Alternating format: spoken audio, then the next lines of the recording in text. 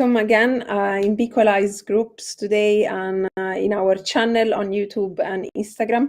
I'm very happy to be once again with Gabi Hacmon, our Homeopath and Nutritionist in BEqualise. Welcome, Gabi. Thank you, Vivi. Nice to be here again. You're most welcome. So as you know, at BEqualise, we have a very multidisciplinary team, and Gabi is one of our key members and also founder of BEqualise. She has contributed massively to the approach of health of our patients. She brings an innovative way to look at how many diseases that are affecting the patients that we see are actually coping with, and new ways to look at what actually can bring a new management, a new perspective. So today, we will dive into what you probably know, that it's one of the most common causes of and worldwide healthcare issues, which is diabetes. Diabetes is, as you know, there are two types, type 1, type 2. And today we're going to talk about type 2. And the reason why we want to tackle into discussing a little bit about diabetes is because, as you know, it's a huge issue that comes from basically our lifestyle, society. There's so many reasons for it. But probably if you are a vestibular patient, or at least some of you, unfortunately, might also have diabetes on top of your vestibular problem. So this is where we thought that it would be interesting to bring Gabi with us today and to discuss a little bit more how she sees diabetes, what she has been doing with her patients, and what could be a different approach, especially if unfortunately you have developed diabetes. So welcome, Gabi. Yeah, please feel free to give us some tips, and let's talk about diabetes, what you know, and you know, what you've been doing in the past 15 years of your practice, or even more, since I'm sure you've seen this a lot. Yes, correct. How did you know? So yes, it's a very interesting topic and very relevant.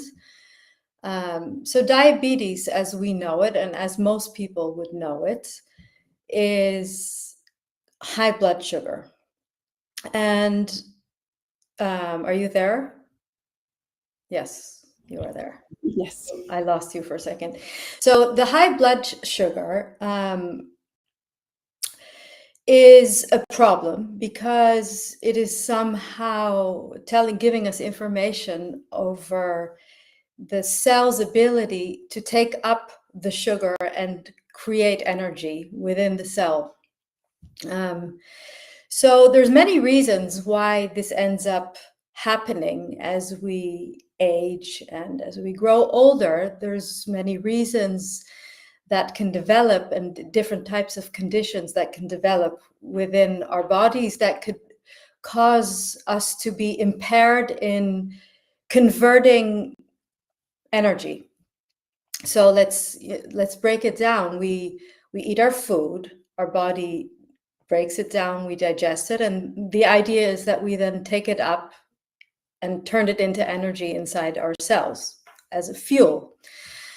And the world we live in, with all the toxins and all the stress, and there's many reasons why, it brings us into a state where we lose this ability to actually use the food we eat and make energy out of it, which ends up resulting in elevated blood sugar levels.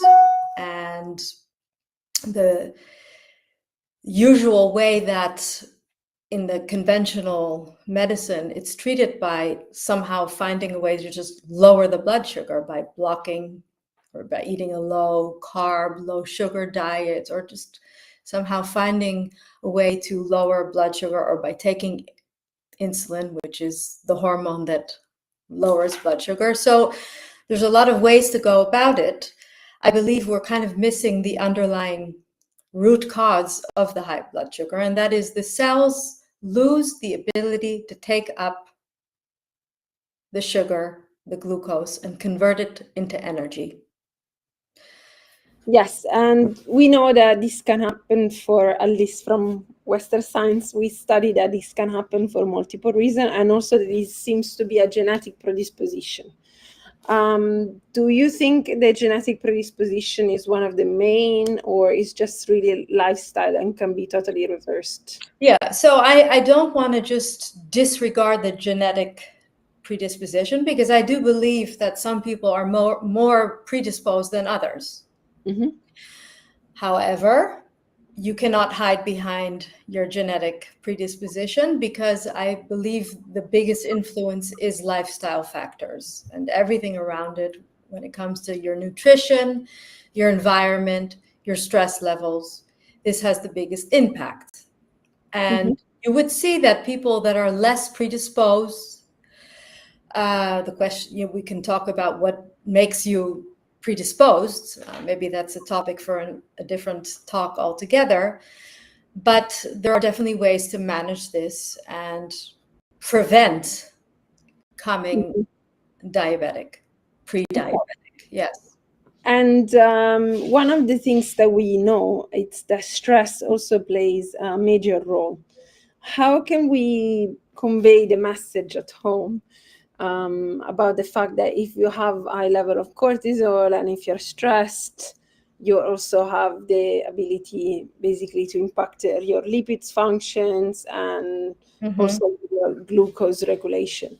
I don't know if you think there is a way to simplify this, because not being stressed is too easy to say, just don't be stressed. Yeah, so indeed, this is a very, very complex point that you're bringing up, because often we imply that, oh, you're so stressed, lower your stress levels, do some meditation, and then your life will improve. But that's obviously not so simple, because the body is actually genius in its adaptive capacities to whatever is going on. And if you find yourself in a stress state, that's not because you're entertained by the being stressed. It happens for a very compelling reason. It's probably a necessity to survive, that you get into a stress state. And when we speak about a stress state, your body is secreting stress hormones like adrenaline, cortisol. So there's a reason why this is happening, why your body would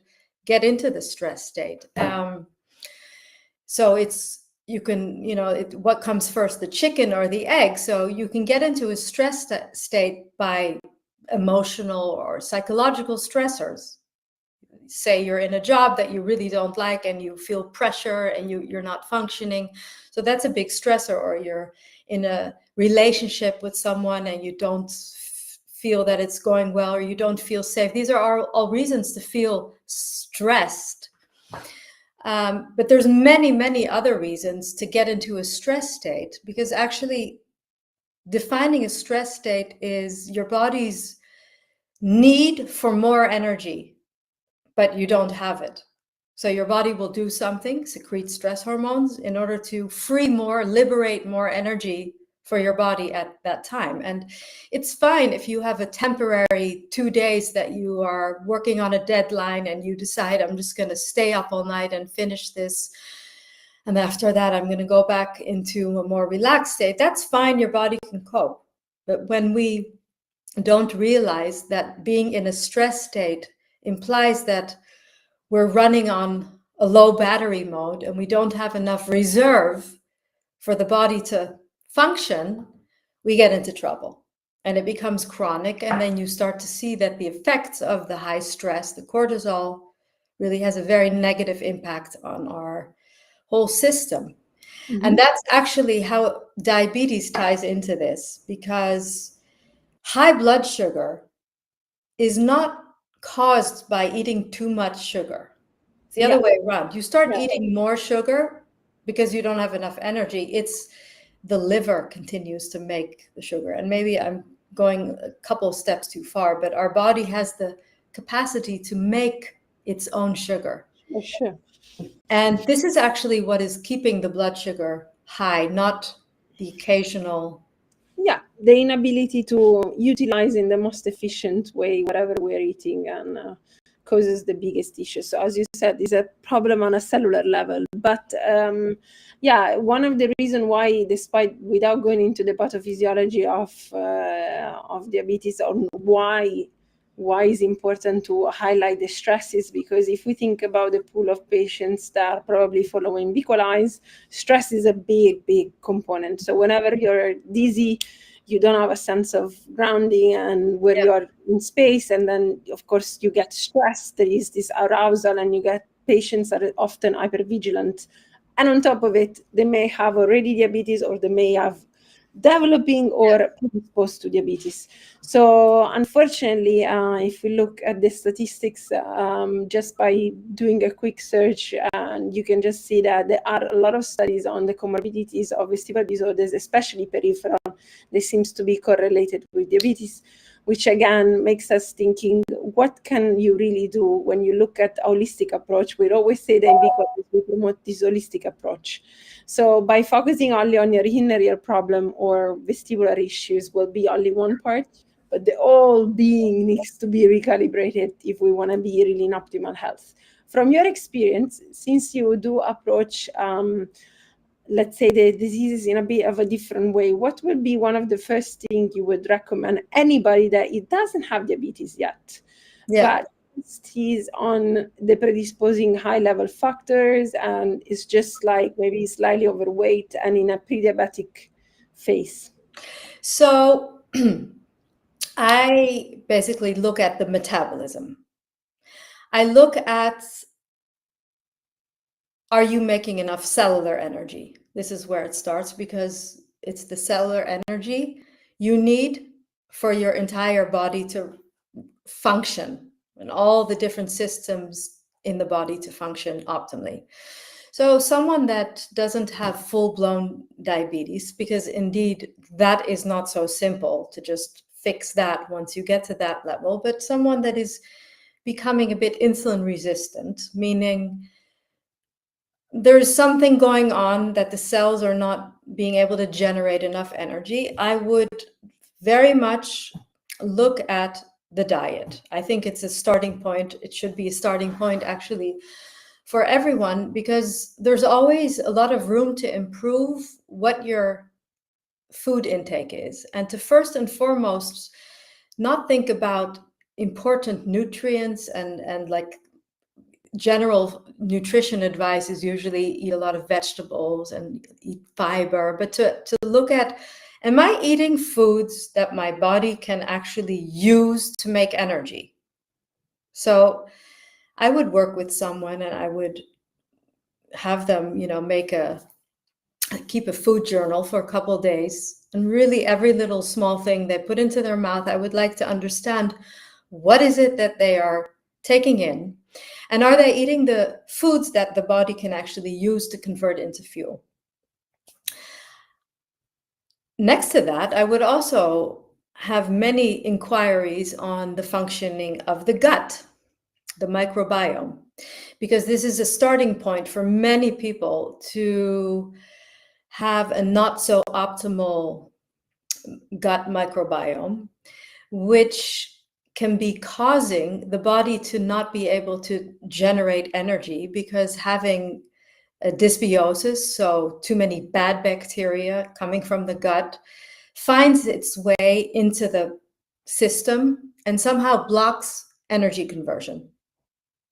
So it's important to get rid of all the reasons why the body is impaired in making energy, and make sure that the food you are taking in is what the body can use. And there's a lot of confusion around the exact foods here. Sure. So I would go in that direction.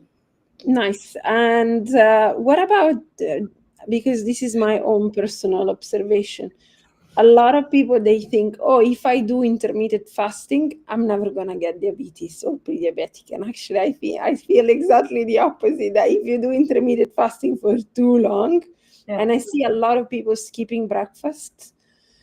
What's your take about that? What did you see? So there are reasons why people feel better when they skip meals, because when they don't feed, let's say, the bad bacteria, you have less symptoms coming from the gut. It feels clean, it feels light, it often, those people that report feeling better when they skip meals or they do intermittent fasting, those are the ones that usually have some kind of a thing going on with a dysbiosis, okay? So not eating is just a temporary way to feel clear in the head and to not have immediate reaction, but you're not solving the root cause. So eventually, not eating, skipping meals, doing a low carb diet, whatever it is, this is all a signal to your body, I'm in a starvation mode. And we need to do something because there's not enough food. So we need to start breaking down body tissue and making our own energy. And this is not a good thing. This is a stress for the system, because the way we do that, if we don't eat, we don't have fuel to function, your body will generate its own fuel. And this goes paired with the stress hormones, with cortisol. And it's the cortisol and it's the adrenaline and it's all the other stress compounds that our body is making as a result of not having enough energy, which are actually making the symptoms, especially the vertigo symptoms, much, much worse. Exactly. So I'm a very firm believer that even though the symptoms express itself in vertigo symptoms and they are located in the periphery, the starting point is always looking at what's going on with your metabolism. Is your body able to use the food you eat and convert it into energy? Yeah. So also, if you have a predisposition already, like you are predisposed or you are pre-diabetic or you have diabetes, you are also more predisposed to neuropathy of different level, at more to peripheral issues, also in vestibular. So there is a correlation, 100%. So this is why it's important to look at the whole persona and look at whatever they are doing wrong. And now, if we just want to highlight 3 tips that you would give everybody that is kind of thinking, okay, I don't want to get diabetes, I might be a little bit overweight, which might be many of our patients. They might not be in optimal health, they might be scared of moving because vestibular. So what would be, we in BEqualise always say, please move. We have all fitness sections. Please walk. Please do anything simple that you can do. Very important. So yeah. So what would be my 3 tips to avoid getting diabetes? I would make sure that your digestion, from the moment you put the food in your mouth until the moment it comes out, that is going in a healthy way. You don't have any symptoms, you don't have bloating, you don't have diarrhea, constipation, you name it, that is going well. And you go to the toilet at least 1 to 3 times a day. Okay, that's the starting point, making sure that digestion is optimal. And if it's not, investigate what foods are making it worse. Number 2, I would focus on eating foods that your body can use to make energy. And those foods are primarily carbs. So they can be in the form of fruits, juices, all this. It could also be in the form of starches. But to have, in a balanced way throughout the day, make sure that you're eating the foods that your body can use for energy. And I actually just said the 3rd point, and that is to not skip meals and keep your blood sugar very, very balanced by waking up in the morning and within about 30 minutes having your first meal, have breakfast. A couple hours later, have either a snack or have lunch, etc., etc. But definitely, when it comes to vestibular conditions, having a balanced blood sugar is the number 1 starting point, because blood sugar drops will increase the episodes of dizziness. Okay, and in general will not make them feel great anyway. So one of the things that it's important that you mentioned about the breakfast, I've noticed through just by dealing with many patients that many people, they just skip breakfast and they always say, I cannot eat in the morning. And actually this is like a sign, right? If you're not hungry in the morning, It's definitely a sign, a bit of a nausea. This has to do with elevated levels of, well, I'm not going to start naming them, but there's all these stress hormones the body kind of starts creating and secreting as a result of not having enough energy. And this kind of leaves you feeling a bit nauseous, suppressed hunger signals. So this is a problem, and this is a sign that there's something not right. And yes, the sooner you start getting to the root cause of the issue, the more chance you have to solve it. Mm-hmm. And before it progresses into something that is very difficult to turn around. Mm-hmm.